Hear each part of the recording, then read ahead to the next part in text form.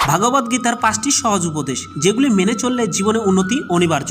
Number 1, কর্ম করে যাও, ফলের চিন্তা করো না। অর্থাৎ ভগবত গীতা আপনাকে শুধু ফলের চিন্তা না করে কর্ম করে যাওয়ার অনুমতি দেয়। কর্মফলের ওপর আপনার কোনো দাবি নেই। নাম্বার 2, ঈশ্বরের প্রতি সমর্পিত থাকুন। অর্থাৎ নিজেকে ঈশ্বরের চরণে নিবেদন করে দাও। ঈশ্বর আমাদের রক্ষা করবেন এবং আমরা দুঃখ, ভয়, চিন্তা, শোক ও বন্ধন থেকে মুক্ত হতে পারবো। নাম্বার 3, বর্তমানে বাঁচতে শেখো। অতীত ও ভবিষ্যতের চিন্তা করা উচিত নয়, কারণ যা হওয়ার তাই হবে। যা হয় ভালোর জন্যই হয়, তাই অতীত ও ভবিষ্যতের চিন্তা ছেড়ে বর্তমানে বাঁচতে শেখা উচিত। নাম্বার 4, সমস্ত কিছুই পরিবর্তনশীল। পরিবর্তন সংসারের নিয়ম। এখানে সমস্ত কিছুই পরিবর্তনশীল, তাই সুখ দুঃখ, লাভ ক্ষতি, জয় পরাজয়, মান অপমান ইত্যাদির মধ্যে একটি নির্দিষ্ট স্থানে অবস্থিত থেকে জীবন উপভোগ করা উচিত। নাম্বার 5, রাগ শত্রুর সমান। নিজের রাগ নিয়ন্ত্রণে রাখুন। রাগের ফলে ভ্রম সৃষ্টি হয়। এই ভ্রম বুদ্ধিকে বিচলিত করে বুদ্ধি নাশ হয় এবং ব্যক্তি পতনের দিকে অগ্রসর হতে শুরু করে। তাই রাগ, কামনা বাসনা ও ভয় এগুলো আমাদের